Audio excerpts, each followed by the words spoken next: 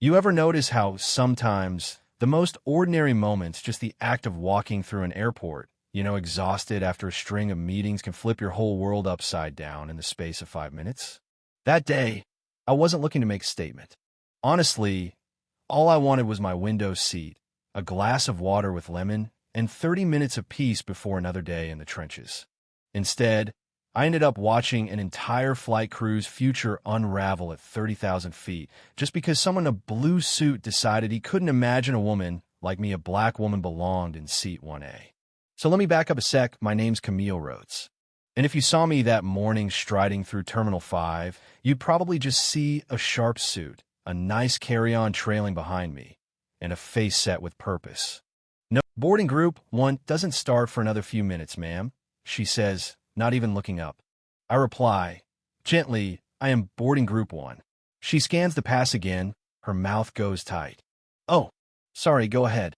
You'd think I'd be used to it by now, the way my skin always gets scanned before any barcode, but every single time, it catches me. Still, I let it slide. I find my seat, 1A first class, window, just like always. I settle in, smooth my skirt, check my phone, ready to leave the world behind for a bit. But the universe had other plans. 10 minutes pass. Passengers shuffle by, some nodding, most not.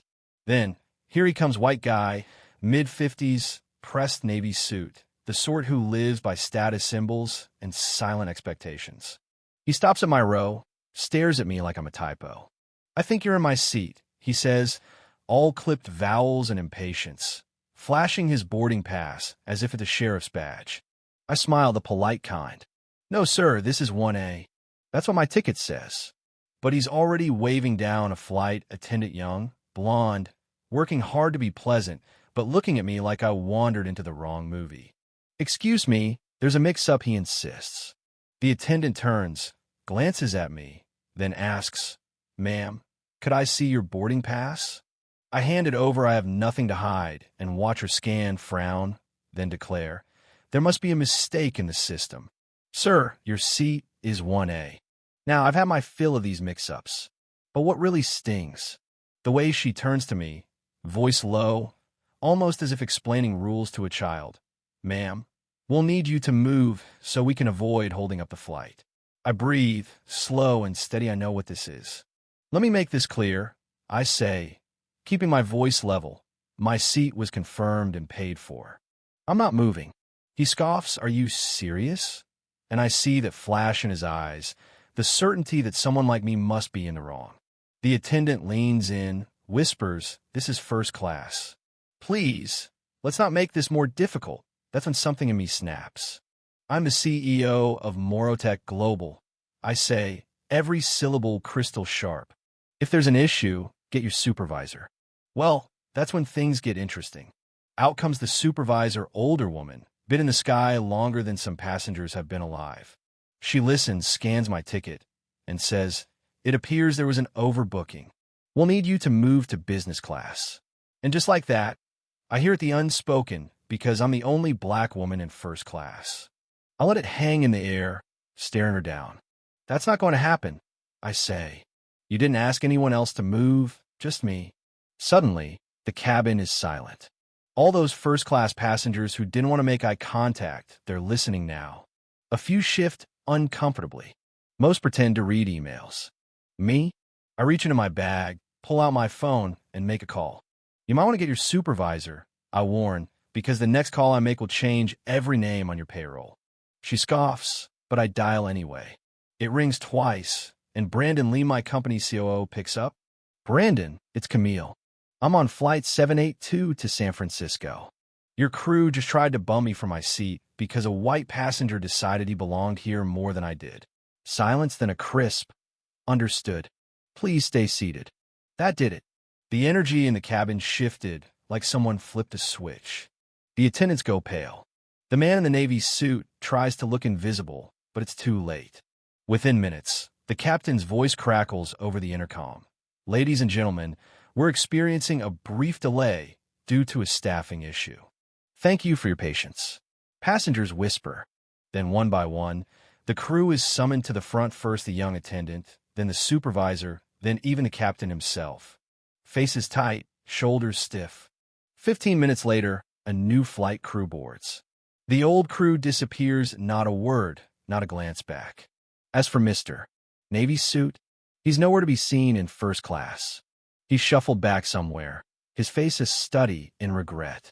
Nobody apologizes. Nobody dares meet my eyes. When a new attendant leans down and quietly asks, "Ma'am, can I get you anything while we prepare for takeoff?" all I say is, "Water with lemon, please." And then I close my eyes. Now, here's the twist. Nobody saw coming. Someone in first class caught the whole thing on their phone. By the time we land in San Francisco, it's viral. Hashtag Seat 1A trending. Cable news anchors tearing the story apart. How does a flight crew not recognize a CEO? One says. Simple, you don't expect her to look like that. Another answers. The airline's PR machine kicks into gear, issues an apology. But it's too late. By week's end. The entire crew is fired, captain included. Morotech Global puts out a statement. Zero tolerance for discrimination, dignity and equity for all. And yeah, those words actually meant something this time. But let's get one thing straight. I didn't relish their downfall. I didn't demand anyone's job. I demanded respect. What happened next, I was on them. The following week, I stood on stage at a global leadership summit, staring out at a crowd that finally wanted to listen. I didn't grow up in boardrooms, I said. I grew up in foster homes, in neighborhoods where we borrowed more than we owned. But I worked, I studied, I sacrificed, and I refuse, absolutely refuse to let anyone tell me, at 35,000 feet or anywhere else, that I don't belong. Because if we reward ignorance with silence, it'll never stop. The applause was thunderous, but in my heart, I just felt tired of having to prove myself again and again. Bias doesn't always shout, sometimes it whispers, smooth as a customer service smile, hidden under routine. It doesn't care how much you make, what you've built, who you are. If your skin tells a story people didn't expect, they'll try to rewrite it for you. But if you stand your ground calm, steady, honest, you don't just defend your own seat. You make it easier for the next person to be seen, to belong, to breathe a little easier. So here's my question. Was it justice or just another headline? Did the right people pay the price? Or is this cycle just going to spin again on the next flight, the next boardroom, the next time someone decides who looks like they belong and who doesn't? You tell me, what does real justice look like to you? Have you ever watched a system right its own wrong? Or was it just for show? Let's hear your thoughts down below. Share your story, your take, your sense of where the line is between dignity and damage, respect and revenge. Because sometimes the seat you fight for isn't just your own, it's every person who's ever been told. Not you, not today, not here. And maybe, just maybe, if enough of us speak up, that's how the world actually changes.